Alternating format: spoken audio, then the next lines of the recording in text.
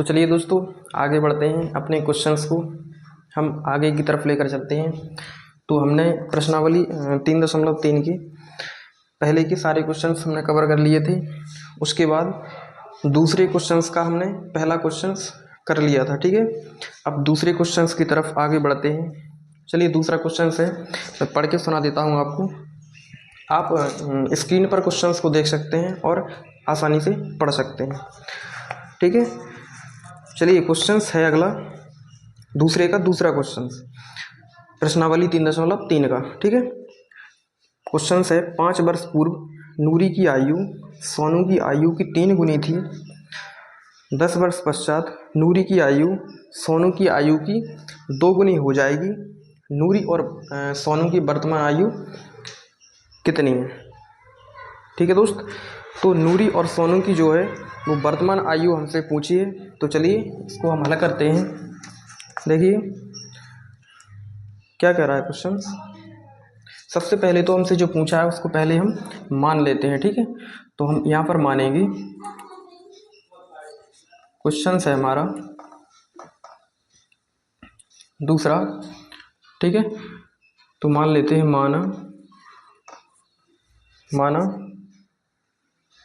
नूरी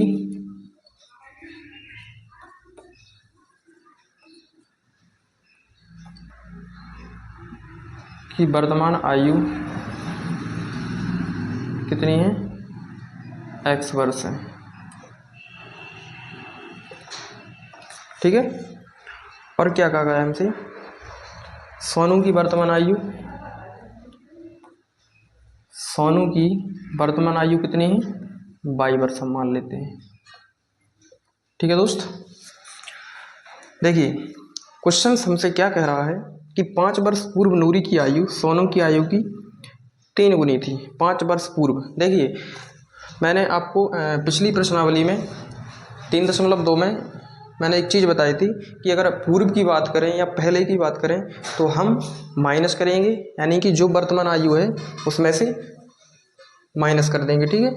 और अगर पश्चात या बाद की बात कर रहे हैं तो हम क्या करेंगे? तो हम प्लस कर देंगे, ठीक है।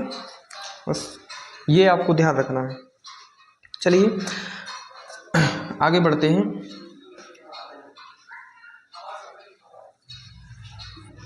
प्रथम शर्तानुसार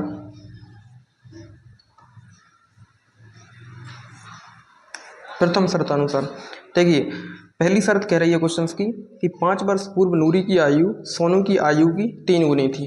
देखिए पहले तो यहाँ पर लिख लेंगे 5 वर्ष पश्चात, 5 वर्ष पूर्व की कहा है, ठीक है। 5 वर्ष पूर्व नूरी की आयु कितनी हो जाएगी? x - 5। और 5 वर्ष पूर्व सोनू की आयु भी कितनी हो जाएगी? y - 5, ठीक है दोस्त। पूर्व की जब भी बात करते हैं तो हम माइनस कर देते हैं, ठीक है। अब देखिए क्वेश्चन में क्या कहा गया है कि 5 वर्ष पूर्व जो नूरी की आयु है सोनू की आयु की 3 गुनी थी। तो सोनू की आयु कितनी है?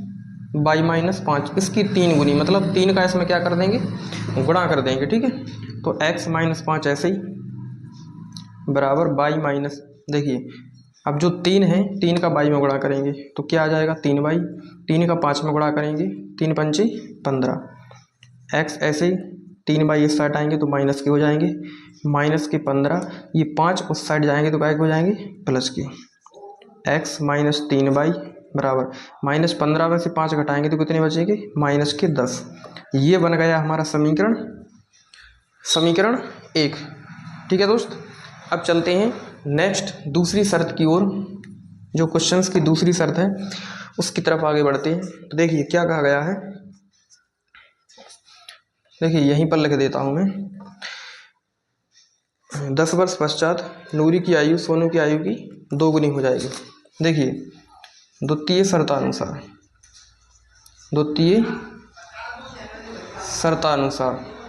देखिए क्वेश्चंस की दूसरी शर्त कह रही है क्या? दूसरी शर्त कह रही है कि 10 वर्ष पश्चात जो नूरी की आयु है, देखिए 10 वर्ष पश्चात की बात कर रहे हैं तो हम जो आयु है उसमें क्या कर देंगे 10 प्लस कर देंगे। अगर पूर्व की बात करते या पहले की बात करते तो माइनस कर देते। ठीक है, तो पश्चात की और या बाद की बात कहें तो हम क्या करेंगे प्लस करेंगे। ठीक है, 10 वर्ष पश्चात नूरी की आयु सोनू की आयु की 2 गुनी हो जाएगी। देखिए अब सोनू की आयु 10 वर्ष पश्चात कितनी होगी 22 प्लस 10, ये कितनी हो रही है 2 गुनी।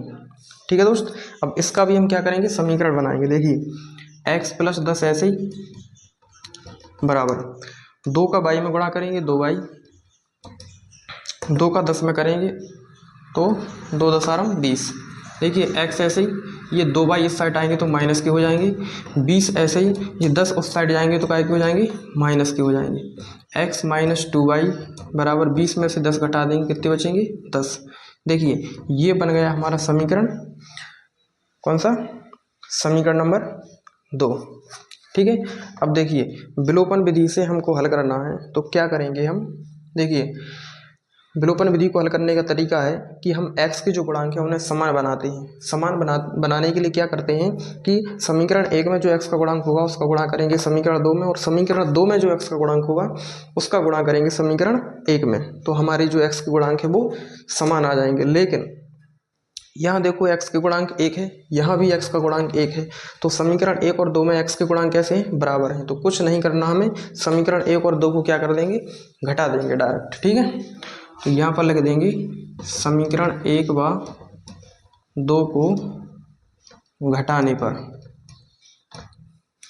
ठीक है दोस्त, समीकरण 1 क्या है x माइनस 3y बराबर माइनस के 10, और समीकरण 2 है x माइनस 2y बराबर प्लस के 10।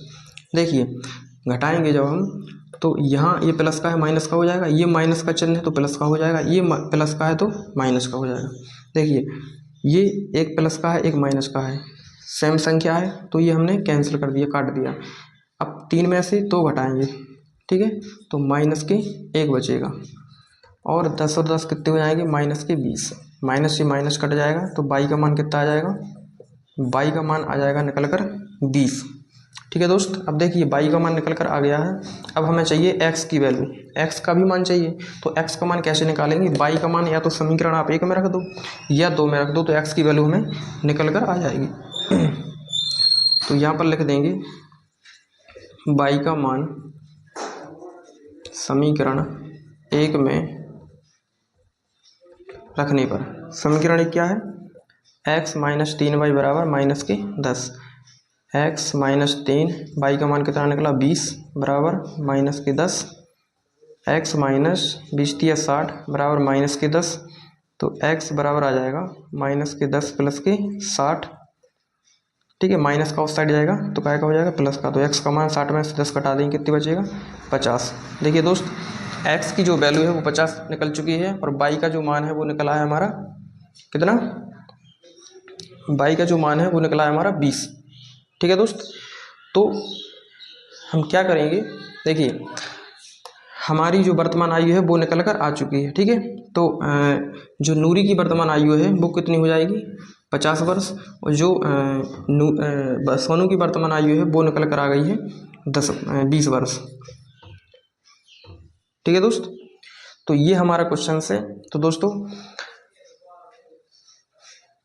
अगर वीडियो आपको अच्छा लग रहा हो, अगर चीज़ें वास्तव में आपको समझ में आ रही हो, ठीक है, ईमानदारी के साथ अगर आप वास्तव में समझ में आ रही हो चीज़ें और क्वेश्चंस आपको क्लियर कट समझ में आ रहा है, तो आप वीडियो को शेयर कर सकते हैं, चैनल को सब्सक्राइब कर सकते हैं। ठीक है दोस्त, बस मिलते हैं कल एक नेक्स्ट वीडियो में, तब तक के लिए जय हिंद।